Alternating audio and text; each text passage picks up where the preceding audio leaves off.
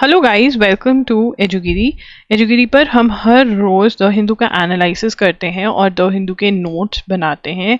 And also there is an update. आपके जो MCQs हैं, मई के एमसीक्यूज़ हो गए हैं यार, इतने सारे इकट्ठे हो रखे हैं, मेरी बैंड बज गई है एमसीक्यूज़ बनाते बनाते। मई के एमसीक्यूज़ हो गए हैं, अगस्त के 7 डेज़ के जो एमसीक्यूज़ हैं वो डल जाएंगे। अब आप बता दो कि आपको वीकली चाहिए या फिर मंथ के एंड में ही। मंथ के एंड में ये होगा कि रिपीटेशन कम होगी फिर, क्योंकि मतलब साथ साथ डलेंगे तो ऐसा होगा कि एक दो क्वेश्चन तो रिपीट हो ही जाते हैं। ठीक है ना, आप बता दो, जैसे आप कहोगे मैं वैसे डाल दूंगी। तो अगस्त के एमसीक्यूज़ कब डालने हैं ये बता दो। मई के एमसीक्यूज़ डल चुके हैं, लिंक डिस्क्रिप्शन बॉक्स में है, अगर आपको बाय करने हैं तो आप बाय कर सकते हो, राइट, प्रैक्टिस के लिए। और जुलाई के जो वीडियो लेक्चर्स हैं वो तो डल ही चुके हैं और उसका भी लिंक आपको डिस्क्रिप्शन बॉक्स में मिल जाएगा। चलिए स्टार्ट करते हैं आज का सेशन।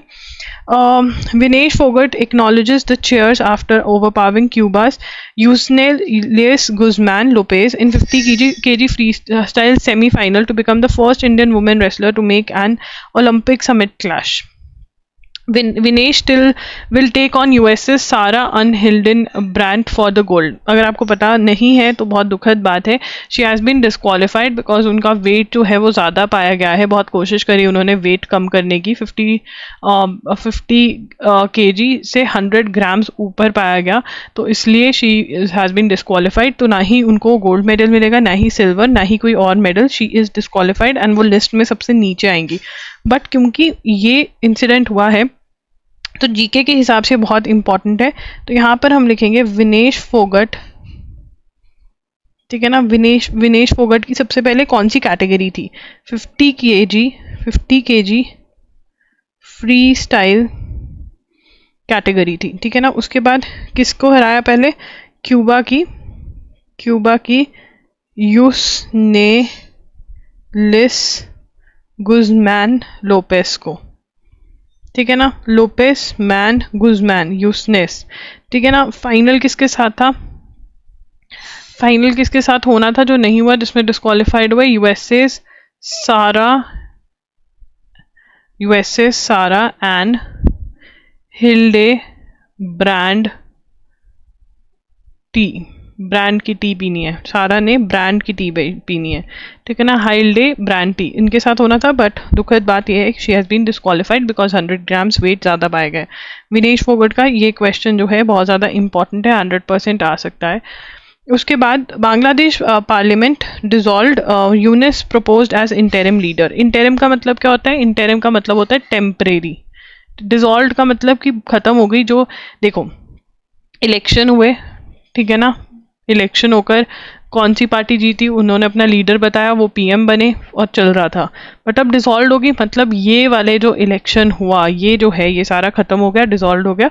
अब जो भी आगे होगा वो न्यू होगा, तो उसके लिए टेम्परेरी लीडर चुन रहे हैं, टेम्परेरी गवर्नमेंट के लिए। Bangladesh president Mohammed Shahabuddin on Tuesday dissolve the 12th parliament. Now this is very important. यहाँ पर सबसे पहले प्रेसिडेंट का नाम इंपॉर्टेंट है, फिर 12th parliament form through the January 7 election. January 7 को ही इस साल 2024 में इलेक्शन हुए थे, तो ये बनी थी सरकार, अब ये डिसॉल्व हो गया।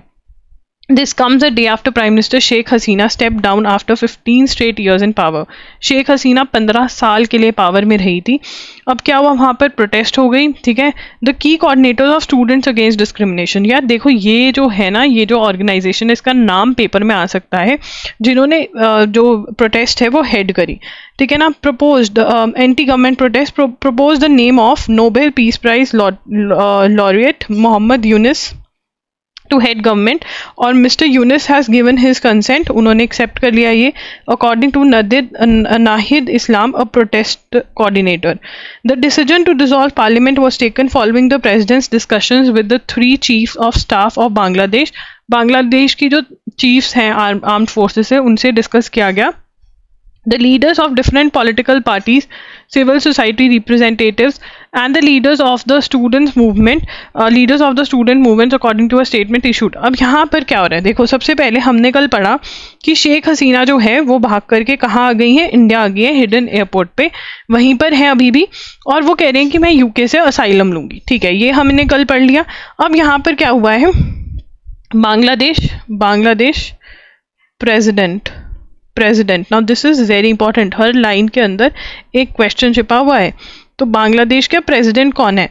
बांग्लादेश का प्रेसिडेंट है मोहम्मद मोहम्मद मोहम्मद शहाबुद्दीन शहाबुद्दीन मोहम्मद शहाबुद्दीन जो है वो प्रेसिडेंट है बांग्लादेश का, ठीक है ना। अब इन्होंने क्या किया, डिसॉल्व, खत्म कर दी, डिसॉल्व द 12th पार्लियामेंट, ये बहुत इंपॉर्टेंट है, 12th पार्लियामेंट खत्म कर दी, डिसॉल्व कर दी, खत्म कर दी, ठीक है ना। डिसॉल्व का मतलब मैंने समझा दिया था आपको कि जो इलेक्शंस हुए वो पिछले अब खत्म है, ठीक है ना। पार्लियामेंट कब फॉर्म हुई थी, 12th parliament formed through elections held in January 2024 के अंदर ही इलेक्शंस हुए थे, ठीक है। उसके बाद अब यहाँ पर पीएम शेख हसीना जो छोड़कर चली गई है, Sheikh Hasina who resigned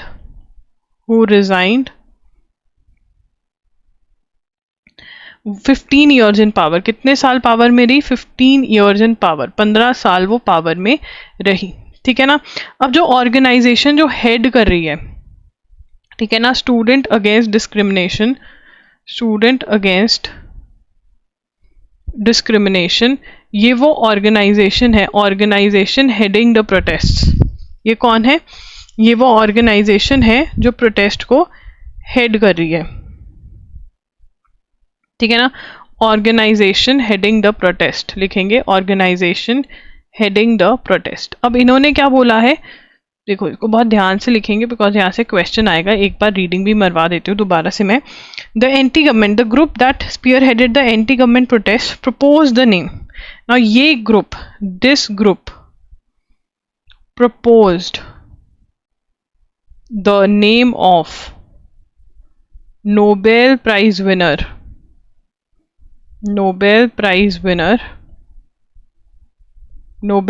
winner जो हैं, ठीक है ना, मोहम्मद यूनुस, जिनके अगेंस्ट करप्शन का केस भी चल रहा था, ठीक है ना। उनको कहा कि तुम जो है हेड करो, हेड ऑफ इंटरिम गवर्नमेंट, तो उन्होंने एक्सेप्ट कर लिया। मोहम्मद यूनुस कहते ठीक है, इंटरिम का मतलब क्या होता है, टेम्परेरी, ठीक है ना, टेम्परेरी, कुछ वक्त के लिए, जब तक इलेक्शंस नहीं होते, ठीक है ना। तो ये है बांग्लादेश का। उसके बाद यहाँ पर हमने अकॉर्डिंग टू नहीर शाम, ये नहीं हमको लिखना, the statement added that the head of the main opposition party has been released from prison, तो ये हम नोट करेंगे, head of main opposition party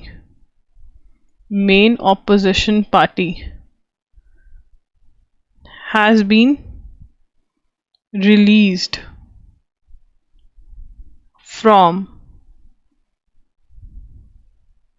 prison, ठीक है ना। जो head of main opposition party है उनको प्रिजन से निकाल दिया गया है। उनका क्या नाम है, पार्टी का नाम क्या है, बांग्लादेश नेशनलिस्ट। कोई मुझे बता सकते हैं शेख हसीना की पार्टी का क्या नाम है, कल मैंने लिखवाया था, इन द कमेंट्स सब लिख के जाएंगे। तो बीएनपी वहाँ की मेजर ऑपोजिशन पार्टी है, जैसे यहाँ पर कांग्रेस हो गई, ठीक है ना, ऑपोजिशन पार्टी। उनके चेयरमैन जो है वो बाहर निकाल दिए हैं। चेयरमैन कौन है इनके, खालिदा जिया, नाम क्या है, खालिदा जिया, ठीक है। Was free, the process to release those arrested between June 1 to 5 August has started, and तो जो जिनको अरेस्ट किया गया था प्रोटेस्ट के ड्यूरिंग, उनको निकालने का प्रोसेस भी स्टार्ट कर दिया। तो ये दो चीज़ें जो हैं ये मेन है। बांग्लादेश में से एक क्वेश्चन तो हर एग्जाम में आएगा ही आएगा, सो बहुत क्लोजली फॉलो करो इसको। गूगल अ मोनोपोलिस्ट रूल्स अमेरिकन जज इन की एंटी ट्रस्ट केस, क्या कह रहे हैं, आओ इसको पढ़ते हैं। अ यूएस जज on Monday handed Google a major legal blow, ruling in a landmark anti trust case that is has maintained a monopoly with its dominant search engine. अब गूगल क्या है, सर्च इंजन है, ठीक है ना, तो इसने मोनोपोली मेंटेन करी है, मतलब किसी और सर्च इंजन को आगे नहीं आने दिया है, और ये गलत है, ठीक है ना, अपनी मोनोपोली बनाना गलत है। तुमको कह रही है तो फायदा बिजनेसेस करते हैं ऐसे, but that is wrong.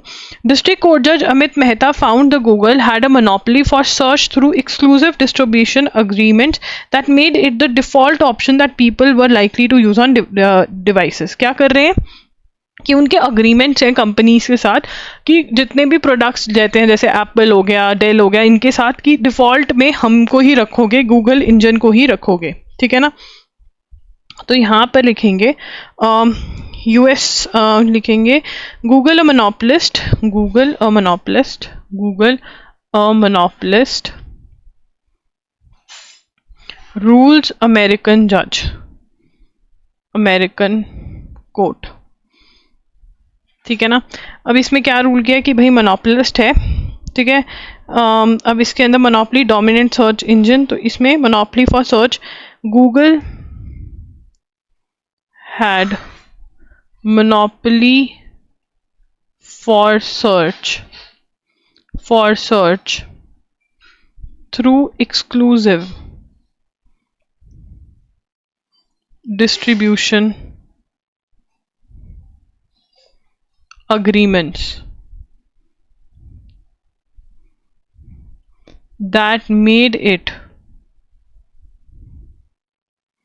default option that people were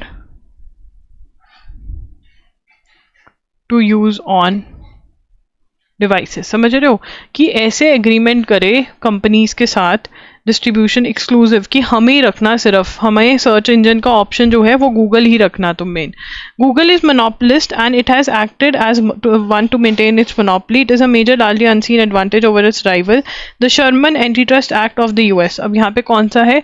Sherman anti trust act of US makes it illegal to monopolize a market for products or services. At the heart of the case was a massive payment। ठीक है ना। यहाँ पर क्या major चीज़ क्या थी? एक बहुत बड़ी पेमेंट। ठीक है ना। हार्ट ऑफ द केस क्या है कि जो मेजर इशू बना वो क्या था? Heart of the case was massive payments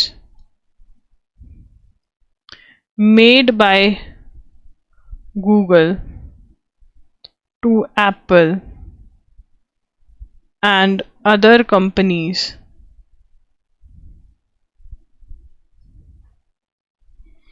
to keep its search engine as default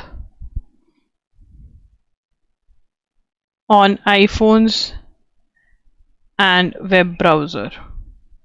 कि उनका सर्च इंजन जो है वो डिफ़ॉल्ट रहे, तो वो दूसरी जैसे एप्पल और दूसरी कंपनीज को उन्होंने बहुत मोटी पेमेंट्स करी हुई हैं, तो वो मेजर इशू है।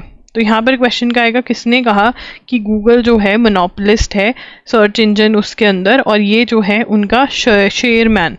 कैसे करोगे? शेर, जो मैन होता है वो अपना क्या बताया, मैं तो घर का शेर हूँ। ठीक है ना। एंटी ट्रस्ट एक्ट की मोनोपोली क्या होते हैं कि एक्सक्लूसिवली वही काम करें, कोई और वो काम ना कर पाए।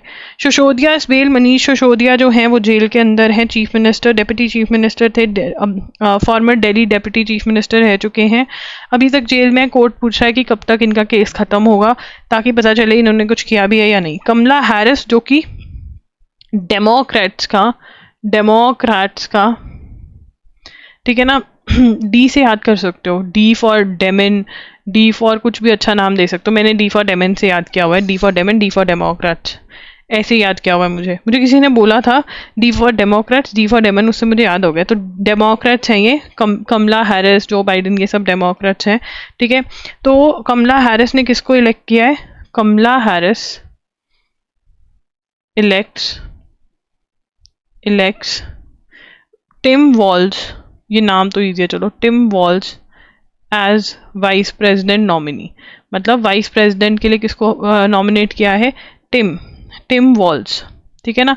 टिम की वॉल्स, यहाँ पे टिम ढंग से लिख लेते हैं, टिम वॉल्स को इलेक्ट किया है। डेमोक्रेटिक प्रेसिडेंट कैंडिडेट, ठीक है, सिलेक्टेड मिनेसोटा गवर्नर। ये कहाँ के हैं?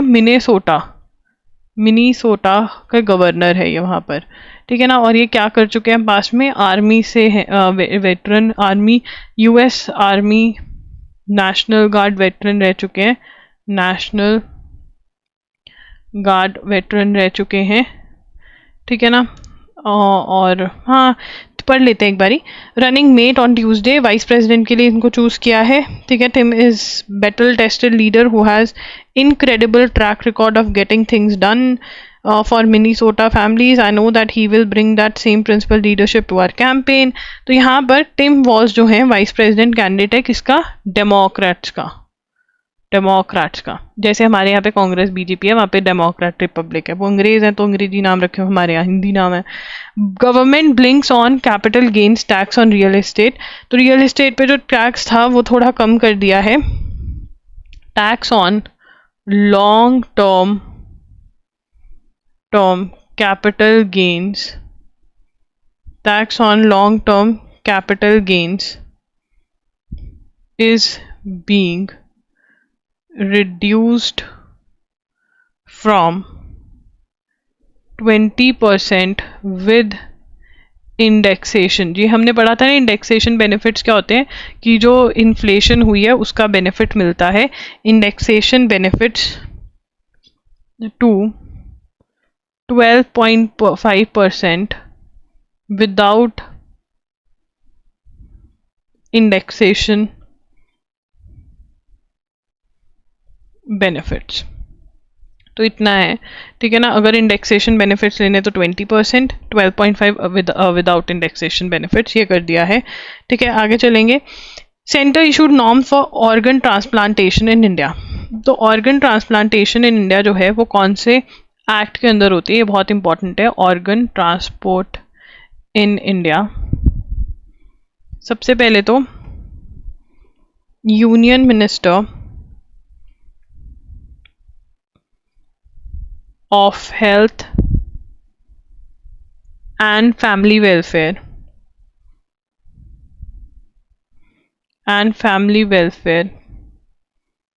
issued guidelines for transportation of live human organs। ठीक है ना। In first, the Union Ministry of Health and Family Welfare has issued a set of guidelines for the transportation of live human organs. The transportation protocol aim to ensure expedience। देखो यार, जब transport हो रहा होता है organ तो बहुत speedy वे में होना चाहिए, ठीक है ना। From the point of harvest to the designation, जहाँ से वो निकाला गया organ to the designation. The transplantation of human organ and tissues act जो है वो डील करता है इससे। तो ये इंपॉर्टेंट है, हम लिखेंगे transplantation of human organs and tissues act 1994 जो है वो इससे डील करता है। harvesting organs from human brain dead, such organs are transported from one hospital to another, sometimes far away, by air भी होते हैं। तो air के अंदर while transporting organs by air, the ministry recommended that box containing the order should be screened without opening it, but passengers carrying it shall not be exempted from security check। but उनको priority check in check out ये सब कुछ दिया जाएगा, seat reservation, ताकि जल्दी जल्दी से हो सके, ठीक है ना। तो यहाँ पर ऑर्गन ट्रांसप्लांटेशन इन इंडिया के लिए गाइडलाइंस फॉर ट्रांसपोर्टेशन किसने इशू करी है? Union minister of health and family welfare ने। और कौन सा लॉ इससे डील करता है? Transport of human organ tissue act 1994 का। दिस इज वेरी इंपॉर्टेंट कि 1994 का एक्ट है। ऑरोविले एक सिटी है जहाँ पर कि रूल्स और टैक्सेशन बड़े अलग टाइप का होता है, वहाँ पर करप्शन पाई गई है। और अब यूनियन गवर्नमेंट इन्वॉल्व हुई है उसके अंदर देखने के लिए कि क्या मनी लॉन्ड्रिंग करप्शन वगैरह हो रही है। तो देखते हैं ये जो ऑरोविले है ये कहाँ पर है। ऑरोविले जो है ये इसका कुछ पार्ट तमिलनाडु में है और कुछ पौंडीचेरी में, ठीक है। तमिलनाडु एंड पौंडीचेरी, ठीक है। अब आगे चलेंगे। यहाँ पर करप्शन हैपनिंग,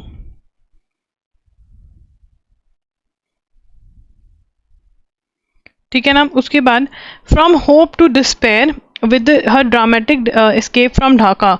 अब यहाँ पे बात करें शेख हसीना की कि ठीक है भाई वहाँ से चली आई, हिंडन एयरपोर्ट में आ गई, ठीक है। Miss Hasina was eventually seen as students great adversary. अब वो कह रहे हैं कि जब बांग्लादेशी इकोनॉमी को उठाने वाली भी ये हैं, बट कोटा सिस्टम और ये सब की वजह से, और जो क्रिमिनल एक्टिविटीज़ वहाँ पर हो रही थी, टेररिस्ट एक्टिविटीज़ हो रही थी, तो इन्होंने कुछ अच्छा काम भी किया, इकोनॉमी को बहुत आगे लेके गई हैं, टेररिज्म को बहुत ख़त्म करने में काम किया, क्रिमिनल एक्टिविटीज़ जो हो रही थी उनको बहुत कंट्रोल किया है। बट अल्टीमेटली अब ये पढ़ने वाली बात है, ये मैं आपको चाहूँगी कि इसको पढ़ ही लो। With a dramatic escape from Dhaka just moments before mob arson and vandalism ousted Bangladesh Prime Minister Sheikh Hasina will have time to pause and consider what led to this little expected outcome. Once वो कह रहे हैं कि बहुत कम expected था कि ऐसा होगा। अब वो सांस लेंगे और वो सोचेंगे कि ऐसा क्यों हुआ। Once the hope of Bangladesh youth in battle for democracy, she was the hope of youth democracy के लिए, and a prime minister who breath life into Bangladeshi economy. इन्होंने ही बांग्लादेश की इकॉनमी को बहुत बड़ा जो है उठाया है। Hasina was eventually seen as the students greatest advisory, help responsible for over 300 deaths in protest for the past 2 months. While she was admired for her crackdown on terrorist camps in 2009, handling over criminals to India, and her campaign against radicalization, Ms. Hasina was recently more reviled for using the strong arm tactics on her opponents. Opponents में strong arm tactics use कर रही थी। Nobel laureate and Grameen founder Mohammed Yunus now tipped to head the interim government. He was in jail because he was involved in corruption. कोई Norway की company है, उसके साथ कुछ कर रहे थे और उसके अंदर करप्शन में इन्वॉल्व थे। That of her father, that much beloved founder of Bangladesh. Now, who is the founder of Bangladesh? ये लिखेंगे founder of Bangladesh. Founder of Bangladesh is Sheikh Hasina. Sheikh Mujibur, sorry, not Sheikh Hasina, Sheikh Mujibur Rahman, who is father of Sheikh Hasina. So he is the founder of Bangladesh, and he was killed. ठीक है, there is no doubt that extreme mob violence and protest had political support and possibly the encouragement of elements in Pakistan and US. तो ये बहुत ज़्यादा कहा जा रहा है कि USA was not happy with Awami League in power. Sheikh Hasina के पावर में होने से USA बहुत ज़्यादा नाखुश था और बार बार इलेक्शंस के लिए बोल रहा था कि नहीं, ये तो रिग्ड है, इनमें करप्शन हो रखी है, ये गलत है। यूएस कभी नहीं चाहता था कि अवामी लीग शेख हसीना पावर में रहे, क्योंकि इंडिया के साथ बहुत फ्रेंडली रिलेशंस, और इंडिया के साथ अगर फ्रेंडली रिलेशंस है तो यूएस चाहते हैं कि इंडिया के किसी के मतलब आस पड़ोस के साथ ना बने, ठीक है ना, तो हम यूएस के आगे झुकेंगे। सिंपल सा उनका फंडा है, ठीक है ना। तो अब और भी बहुत सारी बातें हो सकती है, but one of the thing is वो ये नहीं चाहता है कि हमारी पड़ोसी देशों से बने, ठीक है ना। वो चाहता है कि हमारी चाइना, पाकिस्तान, इन सब के साथ कुछ ना कुछ चलता रहे। This is the reality. अभी थोड़े दिन पहले किसी बच्चे ने लिखा हुआ था कि हम यूएस के पैरों में जाके क्यों नहीं बैठ जाते, हम रशिया के साथ क्यों कर रहे हैं, क्योंकि यूएस अपने ये जो फाउल गेम्स है वो खेलता रहता है, तो हमें भी उसके अकॉर्डिंग खेलना पड़ता है। For India each of these outcomes must be cause of our intersection. New Delhi was not just complicit in miss Hasina's actions against Bangladesh opposition member by failing to advise her for reparations, it also failed to engage them, losing goodwill on Dhaka streets as well. तो अब ये कह रहे हैं कि India को भी बीच में इन्वॉल्व होना चाहिए था, उसको कहना चाहिए था कि यार इतना ज़्यादा मत एक्शन लो या कुछ भी, तो ये बोल रहे हैं, ठीक है ना। But yes, we need to keep in mind कि यूएस भी कहा जा रहा है और पाकिस्तान भी कहा जा रहा है, वहाँ के एलिमेंट्स भी इन्वॉल्व है। अब देखो यूएस जो है वो ऐसी कंट्री तो है नहीं, अगर वहाँ के एलिमेंट्स इन्वॉल्व हो रहे हैं तो मतलब वो देश भी चाह रहा है। पाकिस्तान तो चलो अपनी, उनका तो ज़्यादा है नहीं, मतलब उनकी आर्मी बैक कर रही है इसको। Vice president Kamala Harris mixed Indian and Jamaican. तो कमला हैरिस जो हैं, जो कि डेमोक्रेट्स की कैंडिडेट हैं, कमला हैरिस जो कि डेमोक्रेट्स की ठीक है ना, she is an Indian and Jamaican, Indian and Jamaican roots है उनकी, जमैकन हेरिटेज, ठीक है ना, ये आपको पता होना चाहिए। And she is the candidate for Democrats. या डी से और क्या होता है, डेमोक्रेट्स, डी से पता नहीं, तुम ये लिखना, कुछ अच्छा भी लिख दो, जिसको अच्छा लगता है वो अच्छा कर ले यार, मेरे को डेमन से याद हो रखा है। Her strategy appears to be working in picking Minnesota वाला हमने लिख लिया है। The supreme court allowed American president. अब ये एक और एडिटोरियल था कि सुप्रीम कोर्ट ने कहा है कि जब एक अमेरिकन प्रेसिडेंट पावर में है, कोई वो गलती करता है ऑफिशियल चीज़ों से रिलेटेड, तो उसको एब्सोल्यूट मेजॉरिटी इम्यूनिटी है फ्रॉम प्रोसिक्यूशन, मतलब लीगल एक्शन नहीं लिया जाएगा for core official acts and summarize the decision of majority comprising. तो यहाँ पर चीफ जस्टिस कौन है वहाँ के, जॉन रॉबर्ट्स हैं, We conclude that under our constitutional structure of separated powers, the nature of presidential power requires that a former president have some immunity from criminal prosecution for official acts during his tenure in office. At least with respect to the president's exercise for his core constitutional powers, the immunity must be absolute. As for his remaining official actions, he is also entitled to immunity. अब ये हम बहुत clearly लिख लेते हैं, ठीक है ना? Supreme Court of US on immunity of president. तो हम ये as it is लिखेंगे, थोड़ा लंबा हो जाएगा बट हमें लिखना पड़ेगा, ठीक है? absolute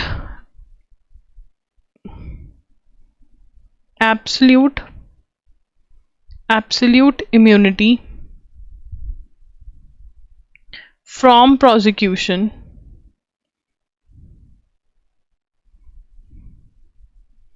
for core official acts, ठीक है? Former president have some immunity from criminal prosecution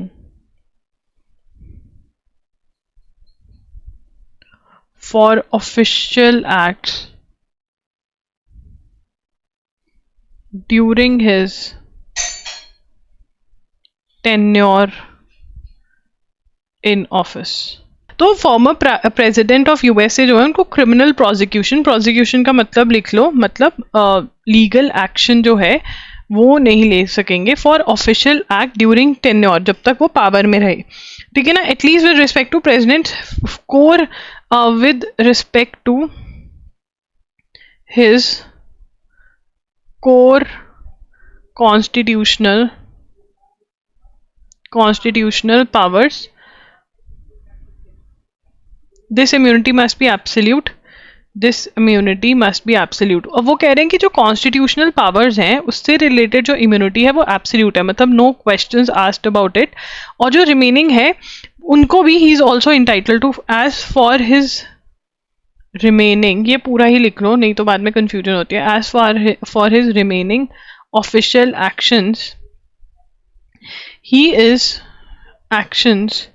he is also entitled to immunity, ठीक है ना? तो वो इम्यूनिटी को इंटाइटल्ड है बेसिकली। कोर एब्सोल्यूट किसके लिए? कॉन्स्टिट्यूशनल पावर्स कोर जो है, और बाकी सबके लिए भी वो कह रहे हैं इम्यूनिटी दी जाएगी, ठीक है ना? The supreme court does not replace president above law but removes restriction on possible presidential abuse of power place by both Democrat Republicans. तो यहाँ पर वो कह रहे हैं कि अब्यूज ऑफ पावर हो रहा था वो नहीं होने दे रहे हम, ठीक है ना? तो 3 लिबरल जजेस डाइसेंटेड, मतलब वो डिड नॉट अग्री, ठीक है? तो वहाँ पर क्या होता है, जैसे हमारे यहाँ पर इंडिया के अंदर जजेस अपॉइंट होते हैं, ठीक है ना? वो भी पॉलिटिकल पावर से ही अपॉइंट होते हैं जजेस, बट हमारे यहाँ ये नहीं बोलते कि ये जो जज है ये इस पार्टी का है, ये बीजेपी का है, कांग्रेस का है, ठीक है? बट वहाँ पर बहुत ओपन होता है कि ये डेमोक्रेट्स का है, ये रिपब्लिकन्स का है, ठीक है ना? तो वहाँ पर वो बहुत खुलेआम होता है। तो ये सुप्रीम कोर्ट ऑफ यूएस ने जजमेंट दी है, ठीक है? और यहाँ पर जो एक और चीज़ मैं आपको लिखवाना चाहती हूँ वो है, ये लिखेंगे डब्बा बना के, ओहो डब्बा इतना बेकार बना, चलो एक परफेक्ट डब्बा बनाते हैं। तो अब इस डब्बे में हम लिखेंगे कि chief justice of US, justice कौन है? John Roberts, USA supreme court का जॉन रॉबर्ट्स, बहुत ही इजी नाम है जॉन और Roberts. The national sample survey office NSO जो है उन्होंने क्या रिलीज किया? Report based on house hold, detailed report based on house hold consumption expenditure along with the report the unit level data on house hold consumption expenditure. तो NSO जो है उन्होंने HCES जो हाउस होल्ड कंजम्पशन एक्सपेंडिचर सर्वे है वो release किया, और उससे related the HCES collected data on quantities of various food items जो कंज्यूम कर रहे हो, कितना कंज्यूम कर रहा है एक घर का बंदा, एक घर, एंड प्लस उससे ये भी निकलता है कि पुअर पॉवर्टी लाइन क्या है, मतलब कौन किसको आप पुअर बुलाओगे, ठीक है ना। जो बिलो पॉवर्टी लाइन है, बिलो पॉवर्टी लाइन आप किसको काउंट करोगे, जिसके पास कितना इनकम या कितना लेस इनकम है, तो वो जो है उसके बारे में यहाँ पर बात करी जा रही है। तो बहुत ही इकोनॉमिक्स टाइप क्वेश्चन है, एंड इतना डीप इकोनॉमिक्स कोई भी एग्जाम में नहीं जाते हैं। तो हमें बस इतना पता होना चाहिए कि नेशनल सैंपल सर्वे ऑफिस जो है, नेशनल सैंपल सर्वे ऑफिस जो है वो क्या लेकर आया है। बट हाँ, ये मैं क्लैट वालों को कहूँगी कि एक रीडिंग ज़रूर मारें, क्योंकि अगर क्लैट का मोस्ट डिफिकल्ट वाला एग्जाम देखा जाए तो वहाँ पर ऐसे क्वेश्चन आ रहे थे और किसी एग्जाम में नहीं आते ऐसे क्वेश्चन। तो वो क्या लेकर आए, H CES, that is household consumption, household consumption expenditure survey. तो यहाँ पर अगर हम देखें तो क्या बोल रहे हैं, द एनालिसिस एड्रेसेस टू की issues, one how one defines poor, poor किसको बोलेंगे, कैसे मेजरमेंट करेंगे न्यूट्रिशनल लेवल का, ठीक है ना। तो अलग अलग कमिटीज जो हैं वो अलग अलग बता के गई हैं कि अगर इतना कैलोरी काउंट से कम है या ज़्यादा है तो हम उसको गरीब मानेंगे या अमीर मानेंगे, तो वो बोला गया है, ठीक है ना। आगे चलेंगे, ये मोर यूपीएससी वाले काइंड ऑफ क्वेश्चन हैं। हमास नेम्स गाजा चीफ याहा Sinwar groups new political leader. तो न्यू लीडर चाहिए होगा क्योंकि पुराने वाले की डेथ हो गई है। तो हमास का जो न्यू लीडर है, new chief names Gaza chief Yahya Sinwar, names Yahya chief है न्यू पॉलिटिकल लीडर। एक मिनट, इन्होंने क्या बनाया क्या इसको ये देखते हैं पहले। Hamas name Gaza strip chief, Gaza strip का जो चीफ है as a new political leader. Hamas named या लिखना है, ठीक है ना, Sinwar as new political leader. ये क्या था, earlier was Gaza strip chief, earlier was Gaza strip chief. उसके बाद Iran executed a man after the courts convicted, convicted का मतलब प्रूवन गिल्टी, प्रूव हुआ कि हाँ उन्होंने वो गलत किया है। किलिंग और रेवोल्यूशनरी गार्ड्स, मतलब आर्मी का, ईरान के आर्मी का बंदा मारा था 2022 के अंदर। The colonel was in charge of the guards intelligence insane city. तो ठीक है, महासा अमीनी वाला जो हुआ था। अब यार महासा अमीनी जो है ना, बहुत पुराना किस्सा है महासा अमीनी का। तो महासा अमीनी जो है पिछले महीने भी न्यूज़ में थी, पिछले महीने ये इसलिए न्यूज़ में थी क्योंकि इनकी प्रोटेस्ट के टाइम पे जो गाना बना था वो पेजेश्कियन ने यूज़ किया, ईरान के प्रेसिडेंट पेजेश्कियन ने यूज़ किया, जो इस टाइम प्रेसिडेंट है, टू कम टू पावर। और वो जो गाना जिसने लिखा है वो भी जेल में, क्योंकि उन्होंने ऐसा गाना लिखा। तो महासा अमीनी के साथ क्या हुआ था, तो जो वहाँ की मोरालिटी पुलिस है, ईरान का ये केस है, जो ईरान की मोरालिटी पुलिस है, उन्होंने महासा अमीनी नाम की एक लड़की को अरेस्ट कर लिया था। क्यों अरेस्ट कर लिया था, नॉट वेयरिंग हिजाब प्रॉपरली, नॉट वेयरिंग हिजाब प्रॉपरली। जो हिजाब होता है कहते वो इसने अच्छे से नहीं डाला हुआ था। अब इसकी कस्टडी में डेथ हो जाती है, ठीक है ना। कस्टडी में डेथ हो जाती है तो प्रोटेस्ट होती है, वर्ल्ड वाइड प्रोटेस्ट होती है, बहुत ज़्यादा प्रोटेस्ट होती है कि अरे भाई एक हिजाब तो ढंग से नहीं डाला था और उसी चक्कर में तुमने एक बच्ची को मार दिया, 21-22 साल की थी जो। तो ये सब कुछ ईरान में हुआ, ठीक है ना। अब ये प्रोटेस्ट बहुत ज़्यादा चली, एंड उसी प्रोटेस्ट के अंदर एक जो बंदा मर गया था, जिसने मारा था उसकी एग्जीक्यूशन होगी, मतलब उसको अब मार देंगे जिसने मारा था, ठीक है ना। तो ये है मोरालिटी पुलिस वाला। और जो पेजेश्कियन वाला है वो मैंने जुलाई में पढ़ाया था, वो आप वहाँ से देख सकते हैं। Elon Musk social media platform X use advertisers over boycott. तो कुछ एडवर्टाइजर्स हैं जिन्होंने एक्स मतलब ट्विटर को बायकॉट कर लिया था, जिसकी वजह से उनको बहुत नुकसान हुआ, तो उन्होंने उसके अगेंस्ट एक्शन लेकर आए हैं। Meta apologizes over removal of Malaysian PM's post on Haniyeh. Meta apologizes for removing social media post by Malaysian prime minister Anwar Ibrahim about the assassination of Hamas leader Ismail Haniyeh. The apology came after his office summoned Meta officials to seek an explanation on why Mr. Ibrahim's Facebook and Instagram posts about Haniyeh's death were removed. तो यहाँ पर Meta removed Malaysian president. अब यहाँ पर सबसे ज़्यादा important चीज़ क्या है कि मलेशिया का प्रेसिडेंट कौन है, ये क्वेश्चन भी आ सकता है, ठीक है ना। Malaysian president Anwar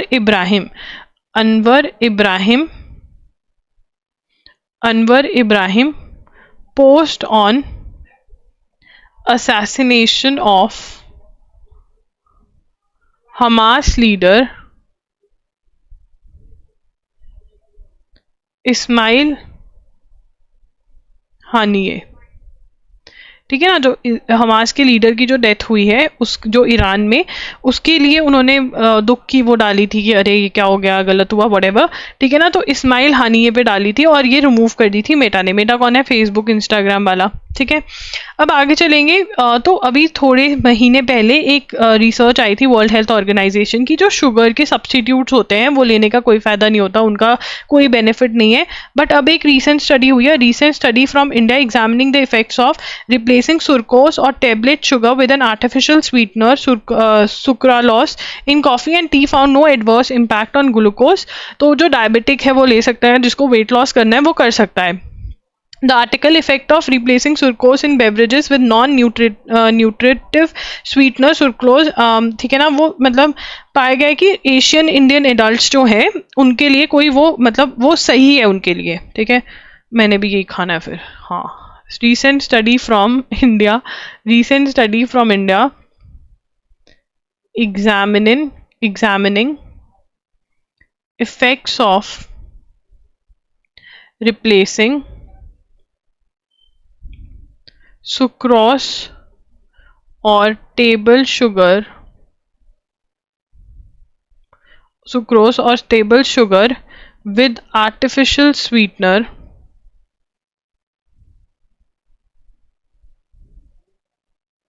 sucralose is showing improvement in body weight। अच्छा, बस अब सब पागल हो जाएंगे इसके पीछे। हाँ, जबकि WHO ने कॉशन क्या था? WHO कॉशनड नॉन डायबिटिक्स, मतलब जिनको शुगर नहीं है, diabetics, against using non nutritive sweeteners. तो उन्होंने कहा था कि आप जो ये नेचुरल स्वीटनर्स होते हैं नॉन न्यूट्रिटिव, अब मुझे नहीं पता है कौन से वाले होते हैं, मतलब जो वो होती नहीं शुगर फ्री वगैरह होता है ना, वो कहा था कि जो डायबिटीज़ है इनको वो यूज़ करो, बट जो नॉन डायबिटिक है वो मत यूज़ करो, ठीक है ना। तो अब इंडिया वाले कह रहे हैं नहीं, हम तो हमको फर्क पड़ता है, हम यूज़ करेंगे। Military to military cooperation in question as political crisis continues in Bangladesh. तो हमने जो है इनके साथ ट्रेड जो है ख़त्म कर दी है अभी के लिए। हिंडन एयरफोर्स स्टेशन पे बैठी हैं प्राइम मिनिस्टर जो है फॉर्मर शेख हसीना दिल्ली के, ठीक है ना। हमने अभी तक यहाँ पे इनके साथ ट्रेड जो है वो ख़त्म कर दिया है, ठीक है ना। ट्रेड हम नहीं करेंगे इनके साथ, trade with Bangladesh remain suspended, ठीक है। तो इसका बहुत फ़ायदा होने वाला है हमें, ट्रेड सस्पेंशन का, ठीक है। और turmoil further delays Agartala Akhaura link, जो अगरतला अखौरा लिंक के बीच के लिए हम काम कर रहे थे वो अब रुक जाएगा ऑब्वियसली। बट इसमें फ़ायदा क्या होगा? हम यान भेजते हैं इनको जिससे कपड़ा बनता है। आपने देखा होगा बहुत सारे कंपनी वाले जो कपड़े डालते हो तो उस पर लिखा होता है मेड इन बांग्लादेश या वियतनाम में बनते हैं मोस्टली, बट हम बांग्लादेश को यान भेजते थे और उससे वो कपड़ा बनाकर हमें भेजते थे, मतलब कपड़े, और हम वो लेते थे महंगे रेट्स में, ठीक है। और इनके ऊपर टैक्स वगैरह भी कम लग गया क्योंकि पुअर कंट्रीज में आती हैं बांग्लादेश, उसकी वजह से हमारी कंपनीज compete नहीं कर पाती थी इनसे। बट अब हम जो है कपड़े की इंडस्ट्री अपना बहुत अच्छा लेकर जा सकते हैं आगे, कुछ तो फायदा, मतलब ये एक फायदा है। There is pressure from poor Muslim groups to amend Waqf act. तो वकफ एक्ट को अमेंड करने की बात हो रही है, ठीक है। तो लिखेंगे वकफ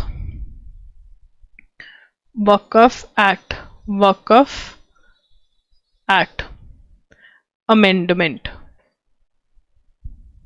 अमेंडमेंट का मतलब तो पता है ना, चेंजेस लेकर आना। As the union government prepares to amend the Waqf act 1995। तो वकफ एक्ट कब का है? ये बहुत इंपॉर्टेंट है। वकफ एक्ट जो है 1995 का है। देखो यार, ईयर याद करने को मैं इसलिए प्रेशराइज करती हूँ ये क्वेश्चन आते हैं। तो अब यहाँ पर वो कह रहे हैं पुअर मुस्लिम्स जो है वो कह रहे हैं इसको चेंज करो। कोई ये भी कह रहा है कि इन लोगों ने मुस्लिम्स की ही प्रॉपर्टी जो है वो हड़प ली है। आई डोंट नो कितना सच है कितना झूठ है, बट ये भी बोला जा रहा है this is complete a opinion है लोगों की, अब ये कितना सच है झूठ है I don't know. Mister Rijiju said a decision to introduce a bill to amend the act in ongoing session, तो कंसिडर कर रहे हैं कि इसको हम चेंज कर दें। There is pressure from poor Muslim women and groups to manage the work of property in a transparent manner. वो क्या कह रहे हैं कि मुस्लिम्स ही बोल रहे हैं कि ट्रांसपेरेंट मैनर में प्रॉपर्टीज मतलब पता होना चाहिए कि हो क्या रहा है। Several groups have been demanding reforms to the act. Waqf refers to, अब यहाँ पे हमारा सेकेंड पॉइंट क्या बनेगा, वकफ होता क्या है। Waqf refers to Waqf refers to the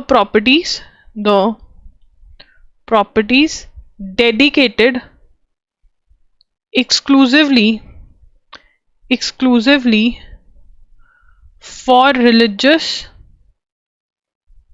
or charitable purposes under the Islamic law. ठीक है ना, मतलब मुस्लिम रिलीजियस प्रॉपर्टीज हम बेसिकली कह सकते हैं। ठीक है ना, और इनका जो थर्ड चीज़ है वो कह रहे हैं कि इनके पास बहुत प्रॉपर्टी है, 8.7 लाख प्रॉपर्टीज हैं। ठीक है ना, 8.7 लाख प्रॉपर्टीज हैं spanning 9.4 lakh acres across India. ठीक है ना, और 1.2 लाख करोड़ की ये हैं थर्ड लार्जेस्ट लैंड ओनर है ये in India after armed forces and Indian railways. तो लास्ट टाइम जो एक्ट अमेंड कब हुआ था, तो इंडियन रेलवेज और आर्म फोर्सेस के बाद सबसे ज़्यादा ज़मीन अगर किसी के पास है तो वो वक्फ बोर्ड के पास है। Last time act amended in 2013 में लास्ट अमेंड हुआ था। अब लोग क्या बोल रहे हैं ये हमें पता होना चाहिए। The members of all India Sufi so and so who met Rijiju proposed amendments terming a long waited reform. Our council and various organizations have constantly submitted memorandums over the past decade seeking amendment to the current legislation. वो कह रहे हैं कि हमको यहाँ पर changes चाहिए। The minister told us that if the bill is introduced in parliament, if we have any suggestions, they will be incorporated. It would be better if instead of opposing people who are trying to create confusion, cooperate with the government. तो ये मुस्लिम side जो है वो ये कह रही है। ठीक है, उसके बाद in UP stringent anti conversion law. अब हम बात करेंगे एंटी कन्वर्जन लॉ के बारे में। तो आज जो है एंटी कन्वर्जन लॉ बहुत अच्छे से बताया गया है, तो अच्छे से इसके नोट्स बनाएंगे। Anti conversion law in UP. ठीक है ना, अब यहाँ पर क्या कह रहे हैं, यूपी का जो एंटी स्ट्रिंजेंट लॉ है, ठीक है ना, legislative assembly on July 30 pass the, ये पास कर दिया है, लेजिस्लेटिव असेंबली ने ये पास कर दिया है। ठीक है ना, लेजिस्लेटिव असेंबली पास्ड, ये बिल पास हो चुका है, लेजिस्लेटिव असेंबली ने पास कर दिया है। चेंजेस लेकर आए हैं, amendments to original 2021 anti conversion law. ठीक है ना, तो एंटी कन्वर्जन लॉ। ठीक है ना, अब इन्होंने क्या किया है, प्रोविजन मेकिंग द प्रोविजंस, क्या किया है, making the provisions more draconian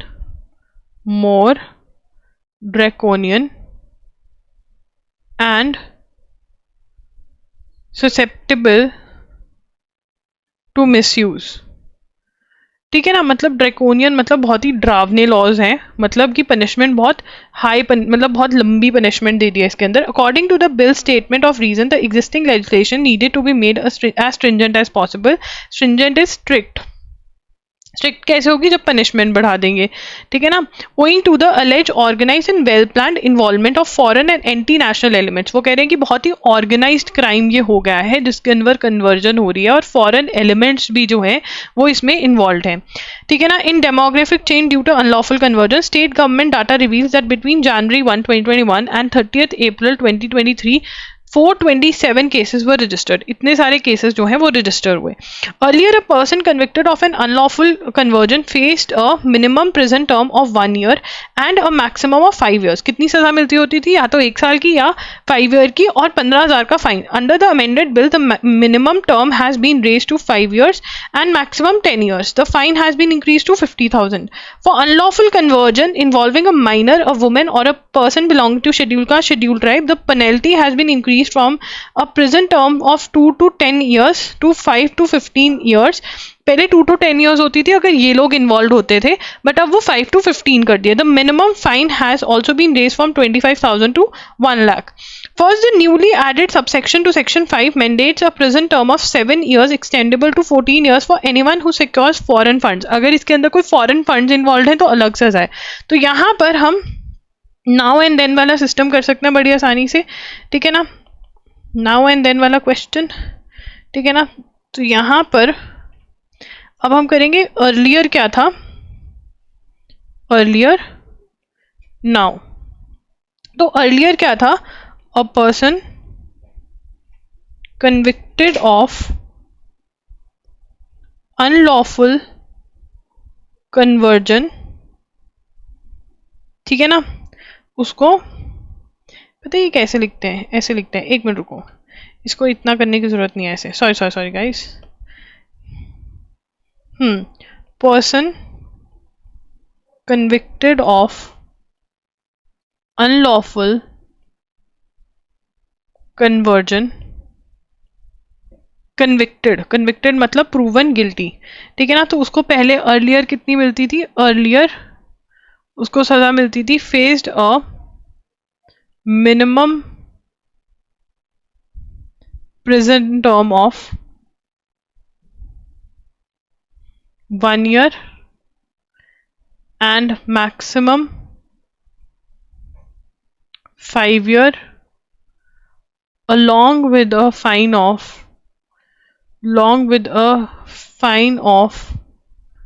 rupees 15,000. now क्या कर दिया? now minimum term raised to 5 years and maximum 10 years. ठीक है ना, and fine increase to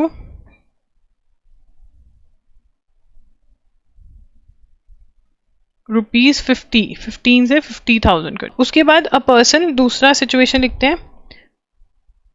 unlawful conversion involving minor, जो 18 साल से कम है, involving a minor, a women और a person belonging to SC और ST, शेड्यूल कास्ट और शेड्यूल ट्राइब. अर्लियर कितना था? The penalty has been increase from present term 2 to 10 years to 5 to 14 years. तो पहले कितना था? प्रेजेंट अर्लियर ये था और नाउ जो है ये है. फाइन जो है अर्लियर 25,000 रुपीज था और अब 1 लाख है फाइन. ठीक है ना, ऐसे इंक्रीज कर दिया है. ठीक है, उसके बाद newly added subsection extendable, present term extendable. Foreign funds अगर इन्वॉल्व है, फॉरेन फंड्स इन्वॉल्व और funds from illegal institutions for the purpose of unlawful conversion.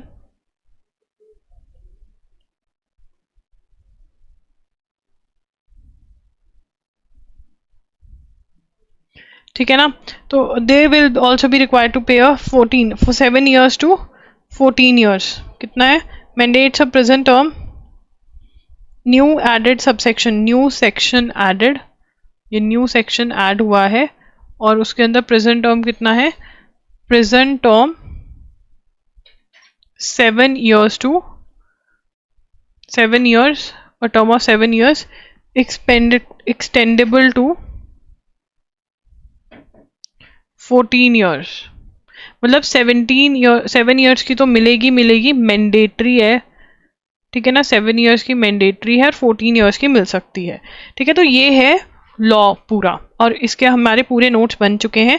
Britain abandon its intent to challenge the prosecution application for arrest warrant before international criminal court against Israel prime minister Benjamin Netanyahu and defence minister Yoav Gallant. तो Britain जो था, Britain on prosecutor's application in international court of justice। तो अब यहाँ पर ICJ लिखेंगे हम इसको आगे, यहाँ पर फुल फॉर्म लिख लिया, बार बार फुल फॉर्म नहीं लिखेंगे। तो ब्रिटेन वोंट चैलेंज, मतलब नहीं चैलेंज करेगा, won't challenge the prosecutors application for arrest warrants before ICJ against Israel's PM and defence minister. अब हमको पीएम तो बहुत बार हम लिख चुके हैं, डिफेंस मिनिस्टर नहीं पता तो वो लिख लो योएफ गैलेंट। तो इनके अगेंस्ट क्या था कि भाई इन्होंने जेनोसाइड किया है, लोगों को मारा है, गलत करा है। तो अब ये क्यों पहले ये चैलेंज कर रहे थे, पहले कंजर्वेटिव पावर में थे ऋषि सुनक, ठीक है ना। अब जो है सत्ता चेंज हो गई है, तो सत्ता जो चेंज हुई है उन्होंने ये कर दिया, ठीक है ना। अब यहाँ पर हम बॉक्स बना लेंगे कि ऐसा क्यों हुआ, ऐसा क्यों हुआ, ऐसा इसलिए हुआ change of government in UK, labour party in power, labour party power में आ चुकी है, ठीक है ना। और उनका ओपिनियन है कि भाई हम नहीं चैलेंज करेंगे तो नहीं करेंगे। और मोर ओवर उन्होंने UNRWA जो UN agency for Palestinian refugees है उसको फंडिंग देनी स्टार्ट कर दी है, रिस्टोर्ड फंडिंग, उसको पैसा देना स्टार्ट कर दिया है यूके ने, ठीक है। अब द चीफ प्रोसिक्यूटर, अब यहाँ पर बैकग्राउंड क्या है, जो चीफ प्रोसिक्यूटर है, ठीक है ना, chief prosecutor of the Hague court, ICJ कहाँ पर है, हेग में, तो ये कह रहा है Hague court, ICJ that is Karim Khan. हम करीम से जाते हैं ना, मैं तो नहीं कभी गई, I don't eat non veg, but हाँ करीम जाते हैं ना लोग, तो करीम खान अप्लाई टू, और इसमें कोई बड़ी मतलब कोई मैं शो ऑफ नहीं करी, मैं नॉन वेज नहीं खाती हूँ, मेरे घर में बहुत लोग खाते हैं, तो मैं तो वहाँ पे जाके ऐसे हाथ जोड़ के भी नहीं बैठती हूँ, बिकॉज मुझे अब हो गया ना, मतलब नहीं बैठा जाता, वैसे पहले बचपन में तो जाके बैठ भी जाती थी, बट अब मुझे पता नहीं अजीब लगता है। मैं घास फूस ही खाती हूँ। तो Karim Khan chief prosecutor ICJ, ठीक है, इन्होंने कहा applied to pre trial chamber to serve arrest warrants against Hamas leaders. अब इस्माइल हानिये के अगेंस्ट था, वो तो उनकी तो डेथ हो गई है, ठीक है ना, and Mohammad Deif and Yahya Sinwar and Israel PM plus defence minister, इनके अगेंस्ट कहा था कि अरेस्ट वारंट इशू कर लो। तो मूव वाज कॉन्स्टिट्यूशन। अब यहाँ पर बोला गया कि यू नो वॉर क्राइम्स हुए हैं, लोगों को मारा है, हमास वालों ने भी तो गलत किया है, इजराइल वालों ने भी गलत किया है। One pointed reference in minister Khan's application was that Israel alleged intention starvation of civilians as a method of warfare, a war crime under 1949 convention. तो यहाँ पर क्या बोला कि इंटेंशनल स्टारवेशन की भूखा मारना चाहते हैं लोगों को, कि भूखमरी से लोग जो हैं मर जाएं, ठीक है ना, ऑफ सिविलियंस जो है, it is a crime, war crime under 1949 Geneva conventions. Conservative government opposed, तो जो ऋषि सुनक की गवर्नमेंट थी वो अपोज करती थी। उन्होंने क्या बोला, like that this one argued that state of Palestine was not allowed to exercise criminal jurisdiction over Israeli citizens under 1993 Oslo Accords, which has been superseded by 1998 Rome statute. हो कह रहे थे कि तुम्हारी जो है, तुम्हारी चल नहीं सकती, इजराइली जो सिटीजन्स हैं, ठीक है ना, तो तुम उनके अगेंस्ट नहीं अरेस्ट वारंट इशू कर सकते, क्रिमिनल जुरिसडिक्शन नहीं बनती है। In 2019 then prosecutor Fatou Bensouda deemed it fit to seek further conversation regarding ICC jurisdiction in Palestine since it was occupied territory rather than of sovereign state. अब ये भी बोला जा रहा है कि Palestine is an occupied territory, तो Palestine जो है ऑक्यूपाइड टेरिटरी है, सॉवरेन स्टेट नहीं है, ठीक है ना, नॉट अ सॉवरेन स्टेट, ठीक है। ये किसने बोला था, 2019 में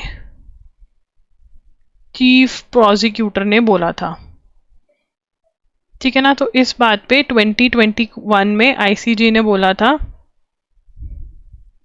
सेड वी हैव जुरिसडिक्शन, उन्होंने बोला कि हमारे पास जुरिसडिक्शन है, ठीक है ना, ये बोला गया। उसके बाद आगे क्या बोला गया, Israel's refusal to ratify, Israel's refusal मतलब उन्होंने रोम स्टैचू को नहीं माना हुआ, refusal to ratify the Rome statue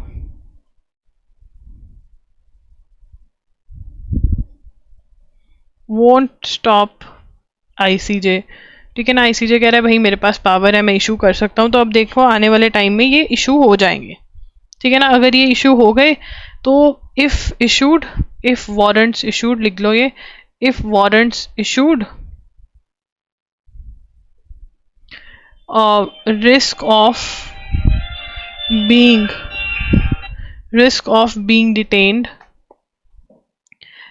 of being detained by any of 124 signatory states to ICC, ठीक है ना। 124 सिग्नेटरी स्टेट्स जो आईसीसी हैं वो अरेस्ट कर सकते हैं इन लोगों को। तो ये बन गए इनके नोट्स, यहाँ से आपके सारे क्वेश्चंस कवर हो जाते हैं इस चीज़ के। उसके बाद on UP stringent anti conversion law, ओहो ये मैंने दोबारा लिख दिया, तभी आज का इतना लंबा लग रहा था। हो गया हमारा सेशन। तो अगर आप blogery.in पर जाओगे तो MCQs आ गए हैं मई के, ठीक है ना, मई के आ गए हैं, अगस्त के भी लाइव हो जाएंगे, जून जुलाई के बहुत जल्द हो जाएंगे, मैं उन पे काम कर रही हूँ, ठीक है। बहुत बढ़िया MCQs हैं, डू प्रैक्टिस, बहुत ज़्यादा हेल्प मिलेगी आपको। एंड जुलाई का आपका जो क्या होता है, वीडियो लेक्चर्स जो हैं और डिजी नोट्स जो हैं वो पार्ट 1 आ गया है। In case you want to buy you can buy, blogery.in ज़रूर विजिट करें। Thank you for joining in. Jan to June का जो वीडियो लेक्चर्स है उन पर ऑफर चल रहा है, ₹1500 में मिल रहे हैं वो, अगर वो बाय करना है तो वो भी कर सकते हैं। बाय।